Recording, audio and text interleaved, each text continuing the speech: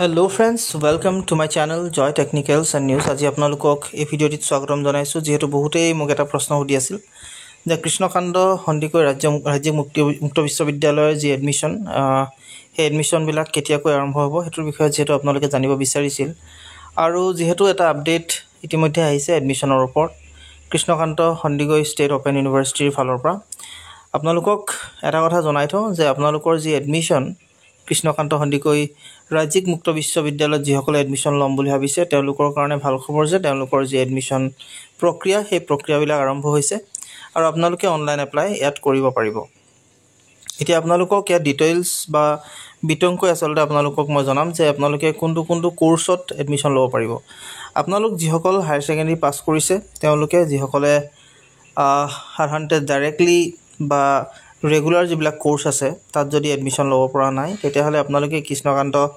সন্দিকৈ ৰাজ্যিক মুক্ত বিশ্ববিদ্যালয়ত এডমিশন ল'ব পাৰে আৰু তাৰ কাৰণে যেটো পৰ্টেল সেই পৰ্টেলটো ইতিমধ্যে ওপেন কৰিছে আৰু পৰ্টেলটোৰ থ্ৰুদি আপোনালোকে এডমিশন ল'ব পাৰে কিহত আছে কিমান ফিজ হ'ব আপোনালোকৰ আৰু কি আপোনালোকক এলিজিবিলিটি দৰকাৰ হ'ব গোটেইখিনি কথা ভিডিঅ'টিত গম পাব ভিডিঅ'টি হেকলৈকে চাওক আৰু আপোনালোকে সকলোবিলাক তথ্য পাবলৈ চেষ্টা কৰক সো যিসকল কৃষ্ণ ওপেন ইউনিভাৰ্চিটিত ভাবিছে এডমিশন ল'ম তেওঁলোকৰ কাৰণে যেহেতু ভাল খবৰ আহিছেই আৰু অনলাইন এডমিশনৰ কাৰণে আপোনালোকে ৱেট কৰি আছে আৰু জুলাই সেশনৰ যেটো এডমিশন সেই এডমিশন বিলাক আৰম্ভ হৈছে আৰু ইয়াত আপোনালোকে এটো দেখিবই বাৰু গোটেইখিনি কথা আপোনালোকক মই জনামেই বিতংকৈ সো ইয়াত আপোনালোকক এটা পাছ দেখিছে এডমিশনস টু জুলাই 2025 সেশন নাও ওপেন আপোনালোকৰ জুলাই 25 ৰ যেটো সেশন হেতু ইতিমধ্যে ওপেন হৈছে আৰু ইয়াত এপ্লাই কৰিবৰ কাৰণে যদি মই ক্লিক কৰো তেতিয়া হলে আসলতে আপোনালোকক কিমান কি ফিজ গোটেইখিনি কথা আপোনালোকক ইয়াত আহিছে আৰু এই এডমিশন পৰ্টেলটোৰ এটা কথা প্ৰথমতে দিয়া আছে 6টা বজা পৰা নান্তে আপোনালোকৰ এই এডমিশন প্ৰক্ৰিয়াটো আপোনালোকে কৰিব পাৰে 6টা বজাৰ পৰা মিডনাইটলৈকে অৰ্থাৎ 12টা বজালৈকে আপোনালোকে কৰিব পাৰে ৰাতি তাৰ পিছত কিন্তু নোৱাৰিব এতিয়া আপোনালোকৰ ইয়াত কি হৈছে কি আপোনালোকৰনো কোৰ্স আছে প্ৰথমতে মাষ্টাৰ ডিগ্ৰী যিসকলে কৰিম বুলি ভাবিছে ডিগ্ৰী পাছ কৰি তেওঁলোকৰ কাৰণে এমএ ইন আসামিজত আপোনালোকে এমএ কৰিব পাৰে এমএ ইন ইংলিছত কৰিব পাৰে ইকনমিক্সত কৰিব পাৰে পলিটিকেল সায়েন্সত কৰিব পাৰে সোশিয়োলজি কৰিব পাৰে এডুকেশন কৰিব পাৰে জাৰ্নালিজম এণ্ড মাস কমিউনিকেশনত এমএ কৰিব পাৰে হিষ্ট্ৰীত এমএ কৰিব পাৰে ফিলসফিত কৰিব পাৰে সোশ্যাল ওয়াৰ্কত কৰিব পাৰে আৰু এমকম কৰিব পাৰে এইকেইটা মাষ্টাৰ্স কৰিবৰ বাবে এইকেইটাই আপোনালোকৰ কোৰ্স এভেইলেবল হৈ আছে আৰু যেহেতু ইয়াত এডমিশন লবৰ কাৰণে আপোনালোকে গ্ৰেজুৱেট হ'ব লাগিব যিকোনো এটা ইউনিভাৰ্চিটিৰ পৰা সো হেতু গ্ৰেজুৱেট আপোনালোকক বিচাৰিছে লগতে আপোনালোকক যেহেতু এই যেটো গ্ৰেজুৱেট কোৰ্স বা যেটো মাষ্টাৰ ডিগ্ৰী কোৰ্স 2 বছৰীয়া হ'ব সো 2 বছৰীয়া কোৰ্স তাৰ ফিজ যেটো পাৰ সেমিষ্টাৰ প্ৰত্যেকটো সেমিষ্টাৰত আপোনালোকে ফিজ দিব লাগিব 6150 টকা মনত ৰাখিব পাৰ সেমিষ্টাৰ 2 বছৰীয়া হলে 4টা সেমিষ্টাৰ হ'ব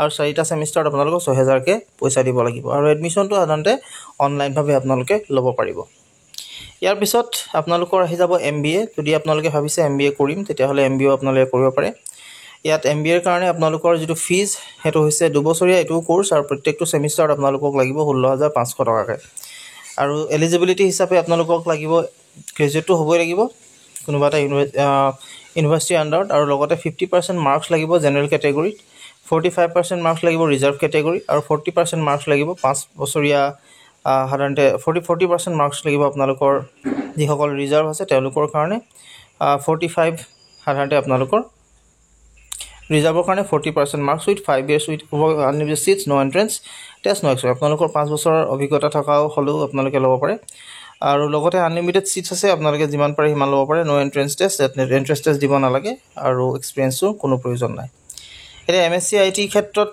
আপোনালোকে ল'ব পাৰে এমএসসি আইটিত 2 বছৰীয়া কোৰ্স আৰু পাৰ সেমিষ্টাৰ যেটো ফিজ 11000 টকাকে পৰিব আৰু ইয়াত এমএসসি আইটিত আপোনালোকে এডমিশন ল'ব পাৰে গ্ৰেজুৱেট হলে হ'ব উইথ ম্যাথমেটিক্স থাকিব লাগিব আপোনালোকে গ্ৰেজুৱেট হ'ব লাগিব আৰু লগতে ম্যাথমেটিক্স আপোনালোকে এটা সাবজেক্ট হিচাপে থাকিব লাগিব এট 10+2 লেভেল অৰ্থাৎ হায়াৰ সেকেন্ডাৰীত ম্যাথমেটিক্স থাকিব লাগিব বা গ্ৰেজুৱেট হিচাপে আপোনালোকে যদি কৰিছে না গ্ৰেজুৱেট লেভেলত আপোনালোকে বিএস বা কি বুলি কয় আপোনালোকৰ ম্যাথমেটিক্স সাবজেক্টটো থাকিব লাগিব এনেকৈ বিলাক থাকিব লাগিব এমএসসি ইন ম্যাথমেটিক্স কৰিব পাৰে তাৰ ফিজ প্ৰত্যেক সেমিষ্টাৰ 6150 টকা 2 বছৰীয়া কোৰ্স এমএ ইন হিন্দীও কৰিব পাৰে যিসকলে কৰিম বুলি ভাবিছে তেওঁলোকে 6150 টকা পাৰ সেমিষ্টাৰত লাগিব এতিয়া আহি যাও আন্ডাৰ গ্ৰেজুৱেট খিনি যিসকলে বিএ যিসকলে কৰিম বুলি ভাবিছে বিএ হওক বিকম হওক বিবিএ হওক বিএসসি এতিয়ালৈকে অহা নাই গতিকে BSc কৰিব নোৱাৰিব।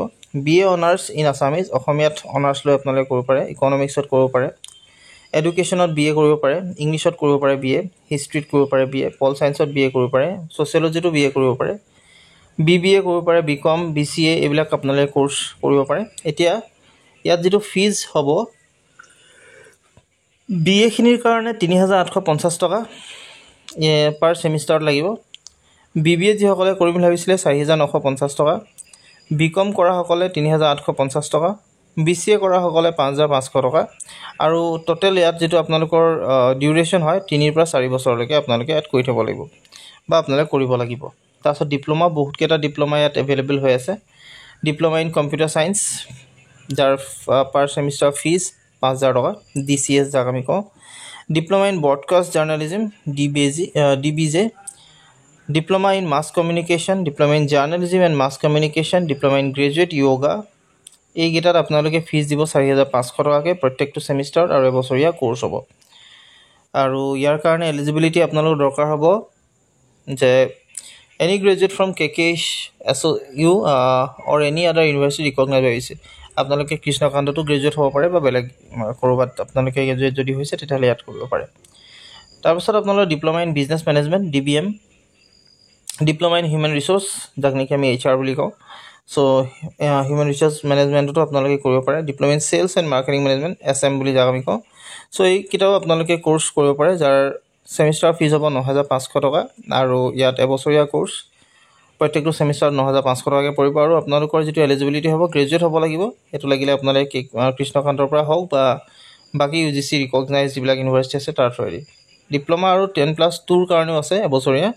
Diploma in creative writing in English, diploma in library and information science, diploma in Sanskrit learning, diploma in parliamentary and constitutional studies, diploma in yoga, এইকেইটা আপোনালোকৰ আছে। আৰু ইয়াত যিটো আপোনালোকৰ এলিজিবিলিটি হ'ব 10+2 পাছ হ'ব লাগিব, ডিউৰেশ্যন এবছৰীয়া, আৰু পাৰ ছেমিষ্টাৰ ফিজ কিমান হ'ব, DCWEত ৩,৫০০ টকা, যিটো নেকি ক্ৰিয়েটিভ ৰাইটিং ইন ইংলিছ সেইটো হ'ব। তাৰপিছত আপোনালোকৰ লাইব্ৰেৰী ছায়েন্সৰ বা সংস্কৃত লাৰ্ণিং হওক বা আপোনালোকৰ পাৰ্লিয়ামেণ্টাৰী এণ্ড কনষ্টিটিউশ্যনেল ষ্টাডিজ হওক, সেইখিনি ক্ষেত্ৰত ৪,৫০০ টকা, আৰু DYK অৰ্থাৎ য়োগাৰ যিটো আচলতে ডিপ্ল'মা আছিলে সেইটো ৬,৫০০ টকা পাৰ ছেমিষ্টাৰত পৰিব। চাৰ্টিফিকেট কোৰ্চ কিছুমানো আছে, আপোনালোকে সেইটোও কৰিব পাৰে। Post graduate certificate in Jio' informatics, এইটো আপোনালোকৰ ছমহীয়া কোৰ্চ, ১০,০০০ টকা ফিজ হ'ব, আৰু ইয়াত আপোনালোকে গ্ৰেজুৱেট হ'ব লাগিব মানে এডমিশ্যন ল'বৰ কাৰণে। তাৰপিছত আপোনালোকৰ আছে certificate in applied data analysis, এইটো ৬,১৫০ টকা হ'ব, ছমহীয়া কোৰ্চ। তাৰপৰা certificate in electrical house wiring, certificate in nursery management, certificate in security personnel, certificate in welding and cutting, certificate in tea cultivation and plantation management, certificate early childhood education, certificate in Japanese language, এইখিনি আপোনালোকৰ আছে। এইখিনিৰ কাৰণে আপোনালোকে fees চাব পাৰে। বহুতকেইটা course যিহেতু এভেইলেবল হৈ আছে, ইয়াত এডমিশ্যন ল'বৰ কাৰণে আপোনালোকে নিজে ল'ব পাৰে বা নিজাববীয়াকৈ এপ্লাই কৰিব পাৰে। এপ্লাই কৰিবৰ কাৰণে মই যদি এটা দেখাব বিচাৰিছোঁ, ধৰি লওক ইয়াত এপ্লাই যিটো পাৰ্ট আছে তাত ক্লিক কৰিলোঁ। ইয়াত আপোনালোকক কৈছে চাওক, you can complete your admission process by following the steps. আপোনালোকে এই ষ্টেপছবিলাক ফ'ল' কৰিব লাগিব। প্ৰথমটো হৈছে UGCৰ দূৰশিক্ষা নিৰ্দেশনা অনুসৰি জুলাই 2024 ছেশ্যনৰ পৰা আপোনাৰ সকলো একাডেমিক ক্ৰেডিট জমা আৰু স্থানান্তৰ আপোনাৰ নিজা ABC ID থাকিব লাগিব। গতিকে নামভৰ্তি প্ৰক্ৰিয়া আৰম্ভ কৰিবলৈ ডিজি লকাৰ ফেচিলিটিৰ জৰিয়তে ABC ID তৈয়াৰ কৰিব লাগিব। তলত দিয়া ক্লিক টু ষ্টাৰ্টত ক্লিক কৰিলে আপুনি আমাৰ নামভৰ্তি পৰ্টেলৰ জৰিয়তে ABC ID তৈয়াৰ কৰিব পাৰিব। অনুগ্ৰহ কৰি মন কৰিব যে আপোনাৰ ABC ID তৈয়াৰ কৰিবলৈ আপোনাৰ আধাৰ, পেন বা ড্ৰাইভিং লাইচেঞ্চ থাকিব লাগিব। যদি আপোনাৰ ইতিমধ্যে আপোনাৰ ABC ID আছে তেন্তে আপুনি পৰৱৰ্তী পদক্ষেপলৈ যাব পাৰে, এনেকৈ বুলি আপোনালোক কৈছে। চ' এইখিনি ষ্টেপছখিনি ফ'ল' কৰিব, আৰু ফ'ল' কৰি কিনে কি ডকুমেণ্টছ বিচাৰিব। প্ৰথমে আপোনালোকৰ সকলোবিলাক ডাটাটো বিচাৰিবই বাৰু। তাৰপিছত আপোনালোকক পাছপৰ্ট চাইজ ফটো, মাৰ্কশ্বিট আৰু চাৰ্টিফিকেট যিবিলাক আপোনালোকে পঢ়িলে, আই কাৰ্ড আপোনালোকক বিচাৰিছে, পেন কাৰ্ড হওক বা ড্ৰাইভিং লাইচেঞ্চ, আধাৰ কাৰ্ড হওক, যিখন তাৰ ছিগনেচাৰ লৈছে। তাৰপিছত এইখিনি আপোনালোকে ল'লেই হৈ যাব আপোনালোকৰ কাৰণে। ফিজটো আপোনালোকে অনলাইন মাধ্যমেদি দিব লাগিব, ডেবিট কাৰ্ড হওক বা কিবা ক্ৰেডিট কাৰ্ড হওক সেইবিলাকৰ পৰা। আৰু এইখিনি হৈছে আজি আপোনালোকক জনালোঁ আপোনালোকৰ এডমিশ্যনৰ সংক্ৰান্তত সকলো সবিশেষ।